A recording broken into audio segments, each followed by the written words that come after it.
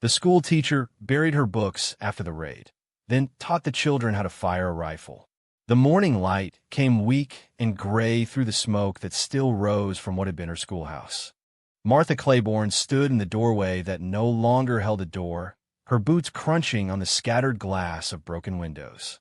The air tasted of burned paper and something else, something that made her stomach turn and her heart close like a fist. They had come in the night, 3 men with faces like winter and voices like breaking wood. She had heard them from her small cabin behind the schoolhouse, heard the crash of furniture and the terrible sound of books being torn apart. By the time she found her courage and her father's old lantern, they were already gone, leaving behind only smoke and ruin and the smell of coal oil.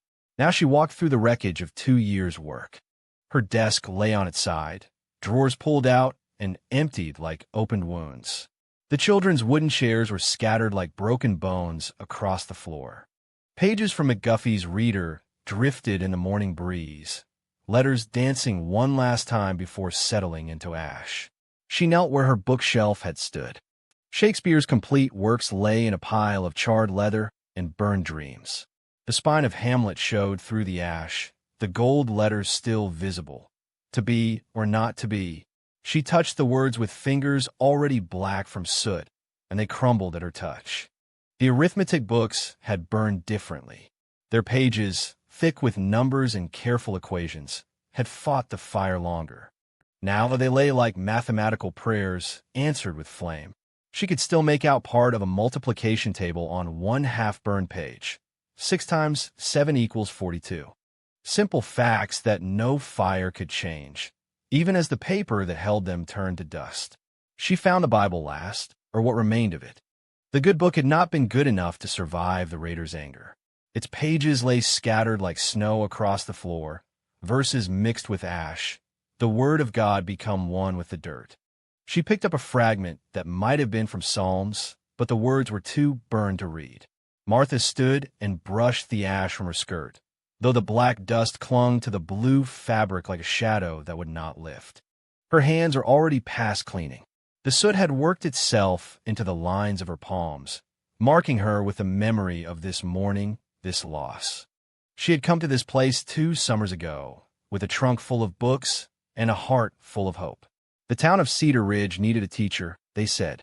The children needed learning. The frontier needed civilizing.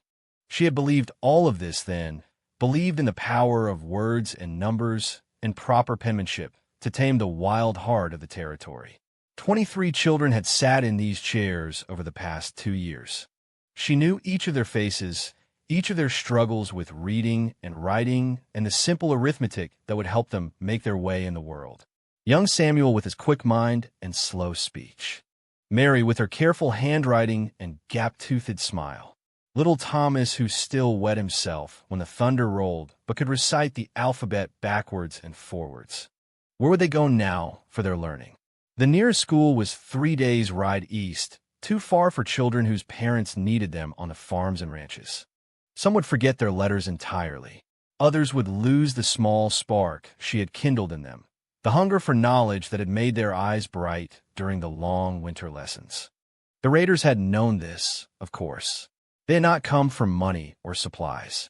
They had come for this, the slow murder of hope, the careful destruction of everything that might lift these children above the dust and blood of the frontier. Books were dangerous things in the hands of people who had been told they should not dream. She walked to where her desk had stood and knelt again. The raiders had been thorough, but not perfect. They had torn the drawers out and scattered their contents, but they had not thought to look underneath. Her father's gun lay where she had hidden it 2 years ago, wrapped in oilcloth and tied with string, untouched by the fire that had consumed everything else. The Colt .45 felt heavy in her hands, heavier than she remembered. The metal was cold despite the warmth of the morning, and the wooden grip bore the scratches and scars of her father's 20 years of carrying it. He had been a peaceful man, her father, a minister who had preached love and forgiveness from pulpits across 3 territories. But he had also been a man who understood that peace sometimes required preparation for war. She had not touched the gun since the day they buried him, had wrapped it carefully and hidden it away, telling herself that a schoolteacher had no need for such things. Teachers fought with words and kindness and the patient repetition of lessons until understanding bloomed in young minds. Teachers build up rather than tore down. Teachers did not kill, but teachers, she was learning, could be killed quite easily. The oilcloth fell away as she unwrapped the gun, revealing the weapon her father had carried through the war between the states and beyond. He had told her once, near the end, that a gun was like a prayer, something you hoped never to use but were grateful to have when darkness fell. She had not understood him then. She was beginning to understand him now. She checked the cylinder by habit, a motion her father had taught her when she was barely tall enough to hold the gun steady. Empty, of course. The bullets were hidden separately, in a small tin behind the loose brick in her cabin's chimney. She had thought them safe there, relics of a violent past that would never touch her peaceful present. The morning sun climbed higher, burning away the last of the smoke. Soon the townspeople would come to see what the raiders had left behind. They would shake their heads and speak of shame and loss, and then they would go back to their own concerns, their own survival. Some might offer sympathy, but none would offer solutions. The school was gone, and with it the brief moment when Cedar Ridge had reached toward something better than itself. But as Martha sat in the ruins with her father's gun heavy in her lap, another possibility began to take shape in her mind. The raiders had burned her books, but they had not burned her knowledge. They had destroyed her schoolhouse, but they had not killed her students. And they had shown her something she had not wanted to see, that in this place at this time there were lessons more urgent than reading and writing. The gun felt different now, not like an ending, but like a beginning. Not like her father's legacy of violence, but like her own choice of protection. The children would need to learn new things if they were to survive in a world where books burned and raiders came in the night. She could teach them those things too, if she had the courage. She rose and walked toward the door that was no longer there, the gun still in her hands. Behind her lay the ashes of one kind of education. Ahead lay the possibility of another, harder and more necessary than anything she had ever imagined teaching. The children would be coming soon, drawn by the smoke and the news that would spread like wildfire through the small town. They would come looking for their teacher, for answers, for some sense that their world still held safety and sense. She would have to decide what lessons to give them, what truths to share about the way things really were out here, where civilization grew thin and hope required bullets as much as books. Martha Claiborne stood in the ruins of her schoolhouse, her father's gun in her hands, and felt the weight of a choice that would change everything she had ever believed about the difference between learning and surviving. The children came at sunrise, as they always had, their faces carrying sleep and the hope that somehow the schoolhouse might have rebuilt itself in the night. Martha watched them gather at the edge of what had been their classroom, 12 of them ranging from 6-year-old Annie to 14-year-old James, their eyes wide with the kind of confusion that comes when the world changes overnight. They stood in a ragged line, lunch pails in their hands, primers tucked under their arms, waiting for her to tell them where to sit, what to learn, how to make sense of the ash and ruin that had swallowed their desks and dreams. Little Mary still wore the hair ribbon Martha had given her for perfect penmanship. Samuel clutched his slate, though the chalk had long since crumbled to dust. "Miss Claiborne," Thomas whispered, his voice barely carrying across the morning air, "where will we sit today?" Martha looked at their faces, so young and trusting, and felt the weight of her father's gun heavy against her hip. She had spent the night cleaning it, oiling the mechanism, counting and recounting the bullets she had retrieved from their hiding place. 24 cartridges. She prayed it would be enough. "We'll sit in a circle today," she said, her voice steadier than her hands. On the ground, like the old storytellers used to do. They arranged themselves as she asked, cross-legged in the dirt where their schoolhouse had stood. The morning sun caught the particles of ash still floating in the air, making them sparkle like tiny stars falling to earth. Martha sat with them, the children forming a half-moon around her, their faces turned up toward hers with the same attention they had given to their McGuffey readers and arithmetic lessons. "Children," she began, then stopped. The words she had prepared in the sleepless hours before dawn seemed suddenly small and foolish. How did you tell innocence that innocence was a luxury they could no longer afford? How did you explain that the world was hungry for their blood and would not be satisfied with their prayers? Miss Claiborne. Mary's voice was soft as morning grass. Are we going to read today? Martha reached into the cloth bag beside her and drew out not a book, but her father's Colt .45. The children's eyes went wide, but none of them moved away. They had been born on this frontier. They knew what guns were, even if they had never expected to see one in their teacher's hands. We're going to learn different lessons now, Martha said, holding the gun across her lap like a sleeping cat. Lessons that might keep you alive when reading and writing cannot. She had borrowed rifles from 3 of the fathers in town, men who understood what the burned schoolhouse meant, what it promised for the future. The weapons lay beside her in the grass, long and heavy and real in a way that books had never been. Each rifle was loaded with a single bullet. Enough to teach with, not enough to make accidents too terrible to bear. James, she said to the oldest boy, come here. James Crawford was nearly as tall as Martha herself, his hands already rough from farm work, his shoulders broad from hauling water and splitting wood. He would be the first, because he was the strongest, because the other children would follow his lead, as they always had. She placed the rifle in his hands and watched his face change as he felt its weight. 20 pounds of wood and metal, crafted for one purpose only. His fingers found the trigger guard instinctively, then pulled back as if the metal had burned him. It's heavy, he whispered. Yes, Martha said. That's the first lesson. A gun is heavy because killing should never be light. She showed them how to hold the weapons properly, how to sight down the barrel, how to squeeze the trigger slowly instead of jerking it like a bell rope. Her father's voice echoed in her memory, patient and careful, teaching her these same lessons when she was barely older than Annie. The children's small hands struggled with the weight of the rifles. Their thin arms shook with the effort of holding the barrel steady. She watched Mary try to lift the gun to her shoulder and saw the stock slide down her arm, too long for her child's frame. Samuel could barely cock the hammer, his thumbs slipping off the metal surface again and again. But they learned. God help them, they learned. She had them practice with empty rifles first, showing them the motion of loading, the careful dance of powder and ball and wadding that would turn their toys into tools of death. She taught them to count bullets like they had once counted apples and oranges. She taught them to measure distance, not in feet and yards, but in the space between safety and danger. If a man is 20 paces away, she said, setting up targets made from empty flour sacks stuffed with straw, and walking toward you, how long do you have to aim? This was arithmetic now. Addition and subtraction with consequences written in lead and smoke. If you have 6 bullets and there are 8 raiders, how many will still be standing when your gun runs dry? If it takes 3 seconds to reload and a horse can cover 50 yards in that time, where should you position yourself for the best chance of survival?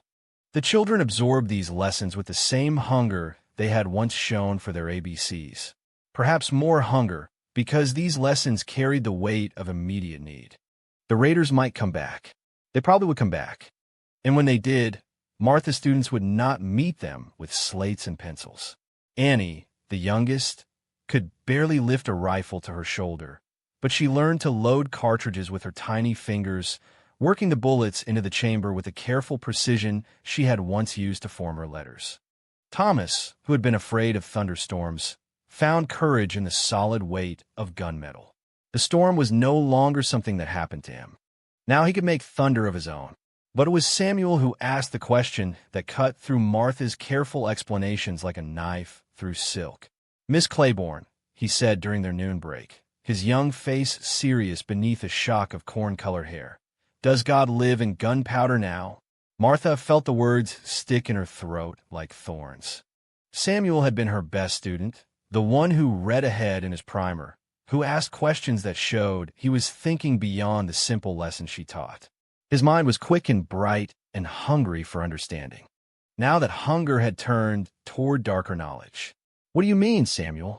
Well, he said, his voice carrying the careful logic she had taught him to use when working through difficult problems, You always said God watched over us and protected us. But the raiders came anyway and burned our school. So maybe God moved. Maybe he lives in the guns now, because that's where the protection is. The other children turned to look at her, waiting for an answer that would make sense of their changed world. Martha felt the weight of their trust, heavier than any rifle, heavier than the ashes of all her burned books. She had taught them that God was love, that prayer was protection, that good would triumph over evil if they just believed hard enough and lived righteously enough. She had taught them these things because she had believed them herself, because her father had preached them from a dozen pulpits across the frontier. But her father had also carried a gun. I don't know, Samuel, she said finally, the words falling like stones into still water. I don't know where God lives anymore. But I know where we live, and I know what we need to do to keep living. It was not the answer a teacher should give. It was not the answer the children deserved. But it was the only honest answer she had. The afternoon lessons continued with the crack of rifle fire echoing across the prairie.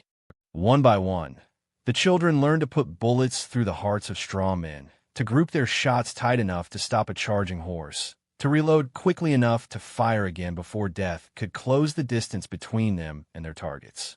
Mary's first shot went wide, the bullet disappearing into the grass somewhere beyond the target. Her second shot clipped the edge of the flour sack, sending up a small puff of dust and straw. Her third shot found the center, as she turned to Martha with a smile that was equal parts pride and sorrow.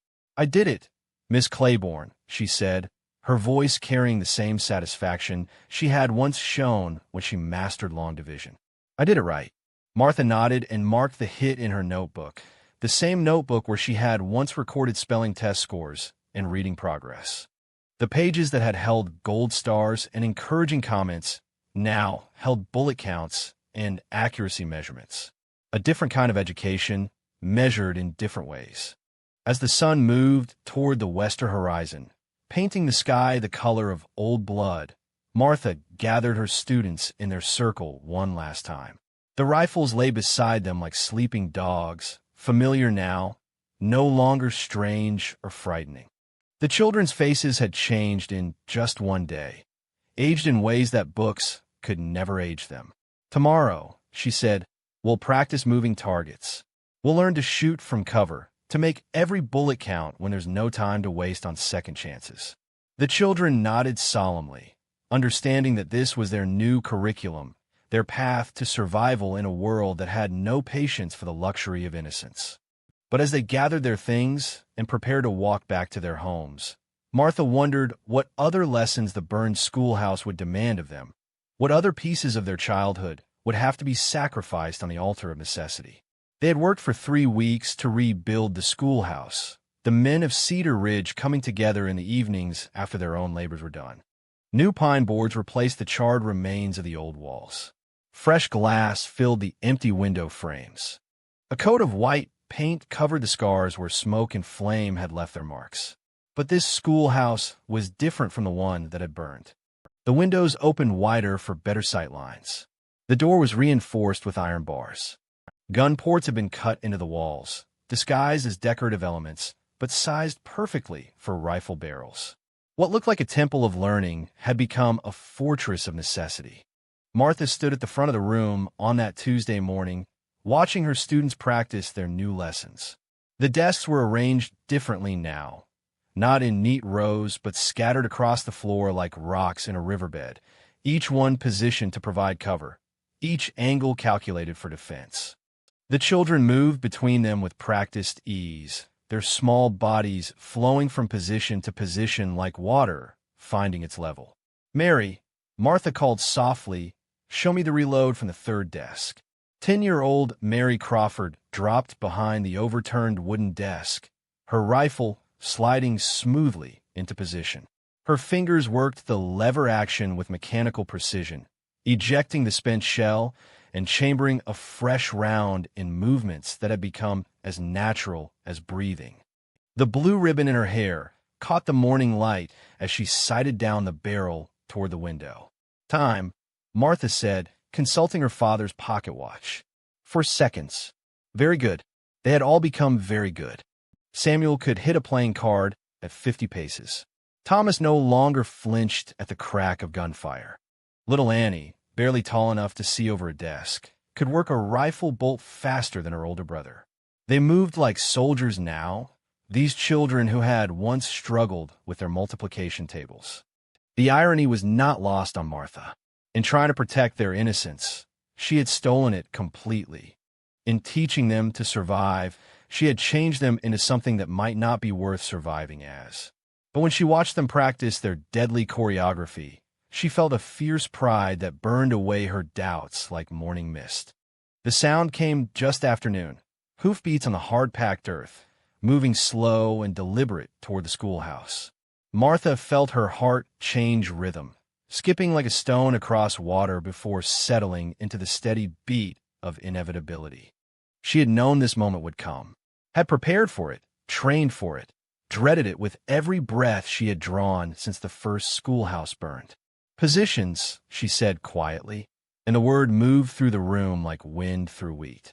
The children flowed to their places without panic, without confusion, their movements economical and sure. Desk chairs scraped against the floor as barriers were adjusted. Rifle bolts clicked as chambers were checked. In less than 30 seconds, her classroom had become a battlefield. Martha moved to the window and looked out at the 3 riders approaching across the prairie. She recognized them immediately. The same men who had burned her books and scattered her dreams across the morning wind. The leader rode a black horse and wore a hat pulled low over eyes that held no more warmth than winter stones. His companions flanked him like wolves flanking their pack leader, hungry and patient and certain of their prey. They stopped 20 yards from the schoolhouse, the same distance Martha had used for target practice. Close enough to be sure of their shots. Far enough to have time to react if something went wrong. The leader leaned forward in his saddle, studying the new building with the professional interest of a man who burned things for a living. "Well now," he called out, his voice carrying easily across the dusty ground. "Looks like you folks went and built yourself another pretty little schoolhouse. That's real ambitious of you." Martha stepped into the doorway, her father's Colt heavy in her hand, but held low, not yet a threat, not yet a promise. Behind her, she could hear the whispered prayers of her students, the soft sounds of children trying to find courage in words their parents had taught them. She wanted to tell them that prayers were good, that God was listening, that everything would be all right. But she had taught them truth these past weeks, and truth was a harder master than comfort. "We did," she said, her voice steady despite the hammering of her heart. "Learning doesn't stop just because foolish men try to burn it." The leader's laugh was like the sound of breaking glass. "Learning, is it? And what exactly are you teaching these young ones, schoolmarm? How to read pretty poetry? How to add up their sums? How to be good little sheep for when the wolves come calling?" He nudged his horse closer, close enough that Martha could see the cruel amusement in his eyes, the way his hand rested casual and easy on the butt of his pistol. This was a game to him, she realized. A cat playing with mice before the killing began. He had done this before, in other towns, with other teachers, other children. The pattern was as familiar to him as breathing. "We learn what we need to learn," Martha said. "Do you now?" The leader swung down from his saddle, his boots hitting the ground with a sound like coffin nails being driven home. "And what might that be?" Martha raised her pistol, thumb finding the hammer, drawing it back with a click that seemed to echo across the prairie like thunder. "We learned that wolves only hunt sheep," she said. "We learned that teeth grow sharper when you use them." The leader's smile faltered for just a moment, uncertainty flickering across his face like the shadow of a passing cloud. He had expected tears, pleading, the same helpless terror he had seen in a dozen other schoolhouses across the territory. He had not expected steel in a schoolteacher's voice, or the steady aim of a woman who had learned to shoot by necessity rather than choice. "You think that little pea shooter scares me, woman," he said, but his voice had lost some of its casual menace. "You think one teacher with one gun can stop 3 grown men who've been killing longer than you've been breathing?" "No," Martha said, and meant it. "But I don't think I'll be shooting alone." As if her words were a signal, Her students rose from behind their desks like flowers blooming in fast motion. 12 children, ranging in age from 6 to 14, each one holding a rifle with the competence of long practice. Their faces were pale but determined, their eyes holding the kind of focus that came from knowing that hesitation meant death. The leader's expression changed completely then. The cruel amusement died away, replaced by something Martha had never seen in a grown man's eyes before: fear of children. Not fear for them, but fear of them. Fear of what they had become, what she had made them become. "Jesus Christ," one of the other raiders whispered, his voice barely audible across the distance. "They're just babies. Babies with teeth," Martha said. The leader's hand moved toward his gun, the motion quick and practiced, but not quick enough. The first shot came from Mary's rifle, the 10-year-old girl who still wore blue ribbons in her hair, but had learned to kill with the same precision she had once used to form her letters. The bullet took the leader high in the chest, spinning him around and dropping him to his knees in the dust. The second and third shots came almost together, Samuel and James firing as one, their bullets finding the other two raiders before they could clear leather. The horses reared and whinnied, stepping sideways away from the sudden thunder, but their riders were already beyond caring about the opinions of animals. The silence that followed was different from any silence Martha had ever known. It was not the peaceful quiet of a classroom at rest, or the expectant hush before a lesson began. This was the silence that came after violence, heavy with smoke and consequence, thick with the knowledge that some things, once done, could never be undone. Martha walked out into the schoolyard, her students following behind her like a small army of angels and devils mixed together. The three raiders lay where they had fallen, their blood darkening the earth, their eyes staring sightlessly at the wide Montana sky. They looked smaller in death, less threatening, more like the broken men they had always been beneath their bluster and cruelty. Mary stood over the leader's body, her rifle still smoking, her young face grave and thoughtful. "He won't burn any more schools," she said, her voice carrying neither satisfaction nor regret, just a simple statement of fact that Martha had taught her to value above all else. "No," Martha agreed. "He won't." She looked at her students, these children who had crossed a line that could never be uncrossed, who had learned the final lesson she had to teach them. They stood straight and proud, their weapons still ready, their eyes clear and unashamed. They had protected their school, their teacher, their right to learn and grow and become something more than victims. But in saving their futures, they had sacrificed their childhoods completely. In becoming strong enough to survive, they had become something that the children they had been would not have recognized. Martha saw herself reflected in their faces, not the woman she had been, but the woman she had chosen to become. A teacher still, but a teacher of harder truths, bloodier lessons.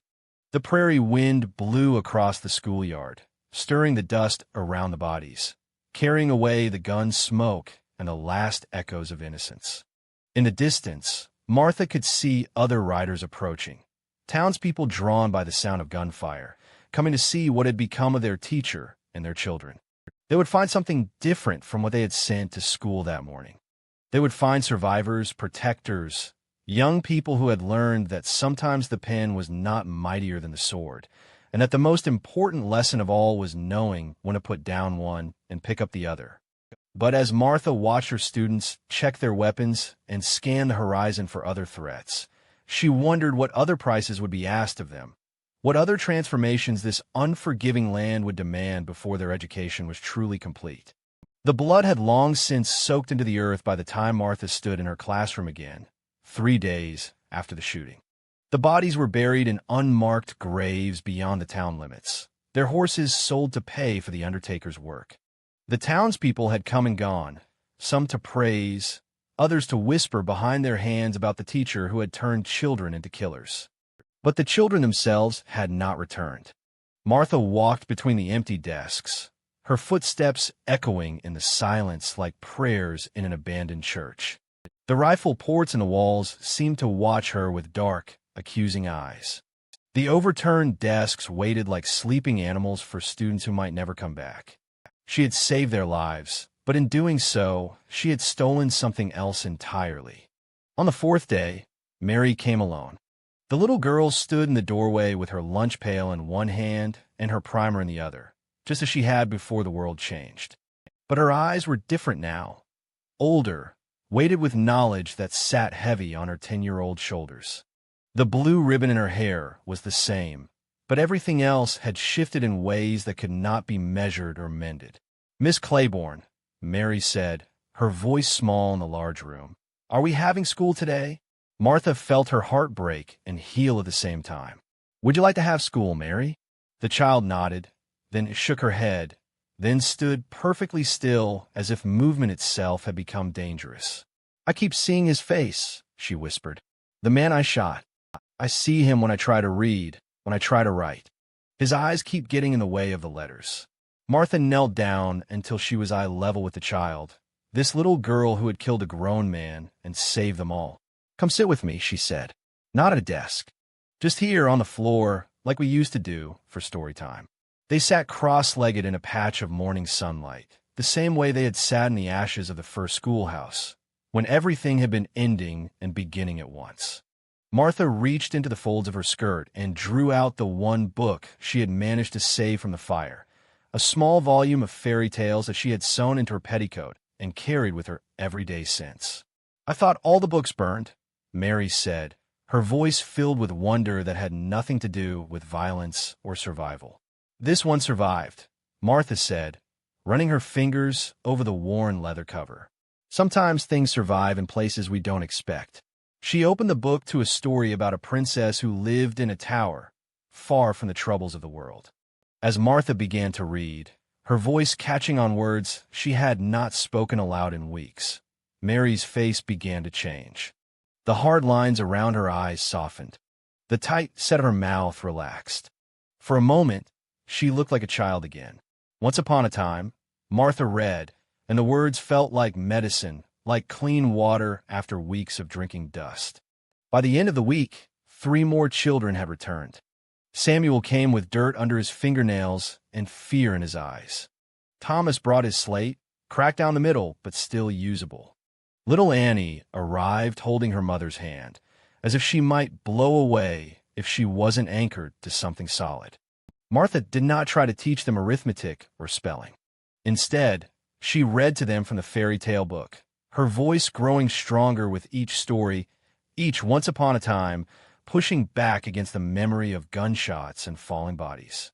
She taught them to hold pencils again, their fingers remembering the weight of wood and graphite instead of steel and gunpowder. It was harder than teaching them to shoot had been. Killing, it turned out, was simpler than living with what you had done. Samuel's hands shook when he tried to write his name. The letters came out jagged and broken, as if his fingers had forgotten how to make shapes that created rather than destroyed. He threw his pencil across the room in frustration, then burst into tears that came from some deep place he had locked away during those weeks of target practice and deadly preparation. "I can't do it," he sobbed. "Every time I hold the pencil, I think about holding the rifle. Every time I try to write, I remember what my hands have done."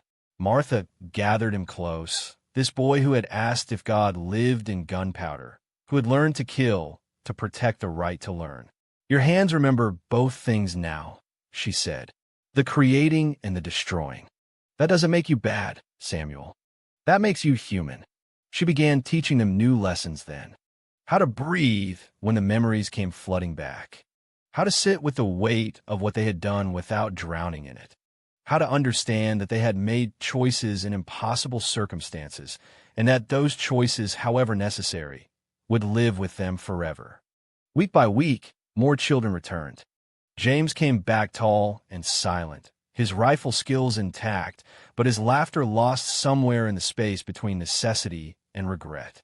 Others stayed away, their parents deciding that some educations came at too high a price. The classroom that had once held 23 students now echoed with the voices of only 12. But those 12 were learning something Martha had never thought to teach before: how to carry darkness without being consumed by it, how to live with blood on their hands while still reaching for beauty, still grasping for the light that made survival worth the cost. 1 month after the shooting, Martha made a decision that surprised even herself. She gathered the children in their circle on the floor and asked each of them to bring their rifle to school one last time. They came the next morning armed and uncertain, not knowing what lesson waited for them. Martha led them out behind the schoolhouse to the place where her first classroom had stood, where the ashes of Shakespeare and arithmetic still darkened the soil. She had spent the morning digging, her hands working the earth until she had created a grave the size and shape of the foundation that had once held their desks and dreams. "We're going to bury them," she said, gesturing to the rifles they held. "We're going to put them in the ground where the books used to be, and we're going to cover them with earth and stones and forget where they lie." Mary looked down at her rifle, the weapon that had saved their lives and stolen their sleep. "But what if more bad men come? Then we'll face them with whatever strength we have," Martha said. "But we won't live every day waiting for them. We won't let the possibility of violence poison every moment of peace we might find." One by one, the children laid their rifles in the grave Martha had dug. The weapons that had been their salvation and their curse disappeared beneath handfuls of dirt and prairie grass. Samuel threw in a handful of wildflowers. Annie whispered a prayer. Thomas carved a small cross from a piece of pine and planted it where the grave met the sky. When it was finished, they stood around the buried weapons like mourners at a funeral, grieving not for the dead, but for the innocence they had lost, the childhood that had ended not with growing up but with growing hard. Martha pulled the fairy tale book from her skirt and opened it to a story about a kingdom where warriors laid down their swords and learned to tend gardens instead. Her voice carried across the prairie wind as she read about characters who chose peace over power, love over fear, hope over the easy certainty of violence. The children listened with faces upturned toward hers, drinking in words that had nothing to do with survival and everything to do with living. When she finished, they walked back to the schoolhouse hand in hand, leaving the buried rifles behind like a promise to themselves, a commitment to believe in something better than the worst the world could offer. Inside the classroom, Martha had hung new pictures on the walls, not targets or tactical diagrams, but paintings of flowers and horses and wide-open spaces where children could run without looking over their shoulders. She had filled the shelves with books donated from towns 100 miles away, stories and poems and histories that spoke of human beings at their best instead of their most desperate. But she kept her father's gun, not hidden now, but displayed openly on her desk where the children could see it, where they could remember that strength and gentleness were not opposites, but partners in the long dance of survival and hope. "Some things," she told them on that last day of their violent education, "can never be unlearned. The knowledge of how to kill, how to protect what we love through force, that will stay with us always. But we can choose what to do with that knowledge. We can let it make us harder, or we can let it make us more grateful for every moment of peace we find." The children nodded, understanding in the way that only those who have faced darkness can understand the true value of light. They opened their primers and began to trace letters in the dust of the floor, their fingers steady now, their hearts slowly remembering how to hope. Outside, the prairie wind sang through the grass that grew over the buried rifles, a lullaby for weapons that would rust and decay, while the words the children learned grew stronger with each passing day. Martha watched them write and smiled, knowing that some lessons once truly learned could indeed be forgiven, and that the most important education of all was learning when to put down the sword and pick up the pen, when to choose creation over destruction, when to believe that tomorrow might be gentler than today.